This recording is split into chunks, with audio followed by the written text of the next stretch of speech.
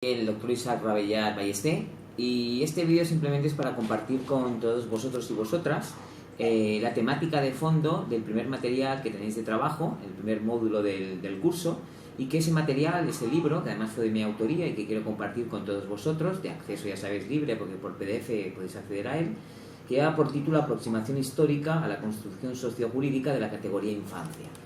En este libro, o en vuestro caso en este primer módulo de trabajo, lo que se propone es hacer un análisis de la evolución, tanto social como, por tanto, jurídica, que se ha ido produciendo con respecto al concepto infancia. Veréis cómo se parte, ¿verdad?, de las sociedades occidentales antiguas, se pasa a continuación por Esparta, se pasa también por la polis atenienses, por Grecia, se hace una parada importante en Roma, porque mucha de la lectura, tanto social como jurídica, que tenemos todavía a día de hoy, de lo que es la niñez, tiene una fuerte base, una fuerte influencia de lo que sucedió en el derecho romano.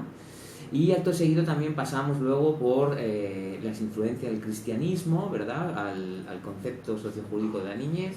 Y finalmente llegamos, que es a lo que me quiero detener un poquito más, llegaremos a la Edad Media y finalmente desembocaremos, yendo muy rápido, ¿verdad?, en la Revolución Industrial, siglo XIX, y finalmente llegamos al siglo XX, inicios del siglo XXI que nos encontramos, que el siglo XX en particular ha sido denominado como el siglo de la niñez o el siglo de la infancia. Precisamente porque fue, ¿verdad?, el siglo, finales del siglo XX, cuando se elaboraron o empezó a cambiar la conceptualización de lo que era la infancia, muy en particular en el sistema normativo. Y tenemos, ¿verdad?, ese documento de 20 de noviembre de 1989, que es la Convención de los Derechos del Niño. Veréis cómo se suele decir, ¿verdad?, que con ese texto de la Convención hay un antes y un después, porque se suele decir que antes de la Convención se tenía una lectura de del niño, niña o adolescente como un objeto pasivo de protección, y que tras la aprobación de la Convención, el 20 de noviembre de 1989, se ha pasado a tener una lectura del niño, niña, adolescente como sujeto titular de derechos. Pues bien, en este momento, actualmente nos encontramos en un momento muy particular de análisis del propio texto de la Convención, porque resulta que se suele decir o se está diciendo que no es suficiente, ¿verdad?, con este reconocimiento de que el niño, niña, adolescente pasa de ser un objeto pasivo de protección a un sujeto titular de derechos, porque la gran duda, la gran cuestión, que se plantea hoy en día, y muchos de ustedes que están en el ámbito, ¿verdad?, de la salud, es un ámbito donde esta cuestión suele aparecer muy a menudo, y es que, perfecto, reconocemos la titularidad de derechos, un listado que reconoce las constituciones de muchos de nuestros países, la propia convención y también la legislación de niñez de cada uno de nuestros países, un listado de derechos, de titularidad de derechos para niños, niños y adolescentes. Por ejemplo, entre ellos, el derecho a la intimidad, derecho al honor, derecho a la asociación, derecho a la propia imagen, derecho a la protección de datos personales, derecho a la vida, derecho a la integridad física, etcétera, etcétera, etcétera. Hasta ahí diríamos que nos sentimos bastante cómodos porque hablamos de titularidad de derechos. Ahora bien, la gran cuestión que se plantea hoy en día es quién debe ejercer esos derechos. Puede ser ya un propio adolescente que de forma autónoma, con independencia de lo que digan sus representantes legales, sus progenitores o su tutor en su caso, y tal vez incluso con independencia, ¿verdad?, de lo que piense el equipo médico, puede tomar sus propias decisiones, puede firmar su consentimiento informado.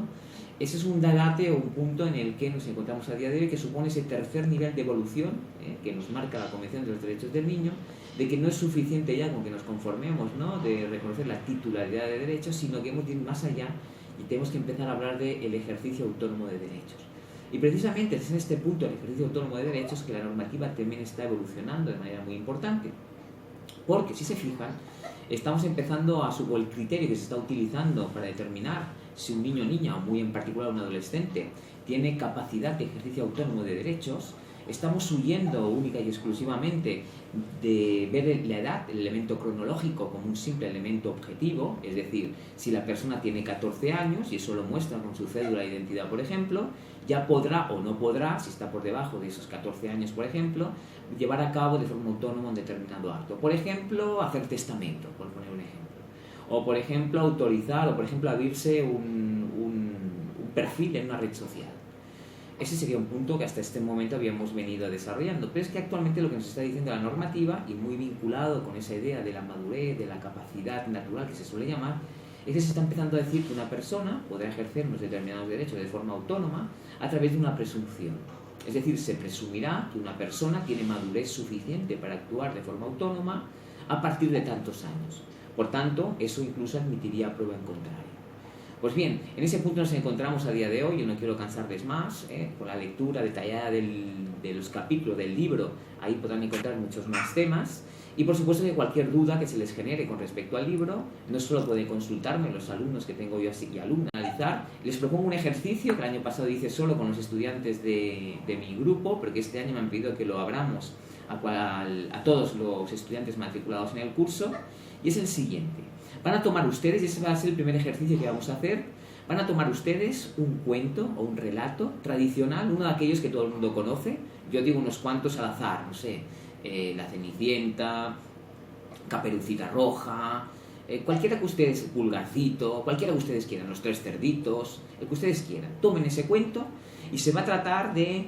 Esos cuentos habitualmente tan tradicionales vienen cargados de estereotipos vinculados con la niñez, ¿verdad? Suelen dar una visión de lo que es el niño y la niña, suelen dar una visión de un niño, ¿verdad?, como objeto pasivo de protección, el pobre niñito que se pierde, como en Hansel y Gretel, hay pobrecitos de nosotros, ¿verdad?, que es maltratado por la sociedad adulta. El niño suele ser el más valiente, la niña que espera que llegue su príncipe a rescatarlo y ella se queda quietita o dormida sin poder hacer nada. Todas esas cuestiones, los cuentos tradicionales suelen ir cargados de estereotipos. Pues bien, tienen que tomar uno de esos cuentos tradicionales y tienen que hacer el ejercicio de deconstruirlo. ¿Qué significa deconstruir el cuento?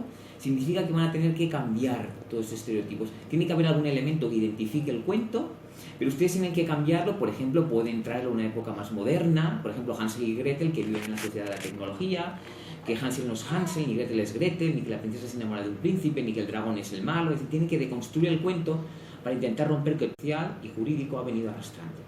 Por tanto, les dejo ese ejercicio y ya les dirán el plazo de tiempo para presentarlo. Espero que les sea de utilidad y nos vemos.